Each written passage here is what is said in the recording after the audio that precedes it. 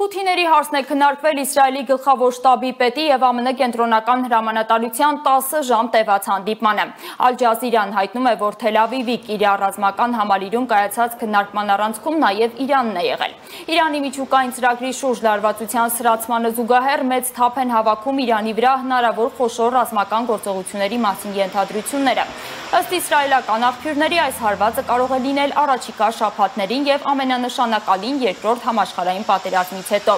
Երեքշաբթի իսրայելական 14 հեռուստաալիք է հայտնել, որ Իրանի դեմ լայնածավալ հարձակում են նախապատրաստվում Իսլամական Հանրապետության ատոմային ծրագրին վերջ տալու նպատակով։ Հեռուստաալիքը մանրամասնել է, որ գործողությունը կարող է իրականացնել կամ Իսրայելը, կամ ԱՄՆ-ն, կամ էլ երկուսը համատեղ։ Հարձակման թիրախում Իրանի միջուկային օբյեկտներն են լինելու։ Այս լուրերի ֆոնին Բենյամին Նեթանյահուն չի դադարում կրկնել, որ միջուկային զենքով Իրանը գոյության սպառնալիք է Իսրայելի համար։ Վաշինգտոնը չի հաստատել ռազմական գործողության իր մասնակցությունը, սակայն դիվանագիտական ուղիներով ազդանշաններ են ուղարկվել Թեհրան։ Պարսից ծոցում ուժեղացվել է ԱՄՆ ռազմական ներկայությունը։ Թեհրանի արձագանքն անփոփոխ է։ Գերագույն առաջնորդ Ալի Խամենեին խոստացել է կայծակնային պատասխան տալ Իրանի ինքնիշխանության վրա ցանկացած հարձակման, պնդելով, որ Իրանի միջուկային ծրագիրը բացառապես քաղաքացիական բնույթ է կրում։ Իրանի արտաքին գործերի նախարարը իսրայել-ամերիկյան սպառնալիքներն անվանել է հոգեբանական պատերազմի ակտեր և զգուշացրել, որ ցանկացած ռազմական գործողություն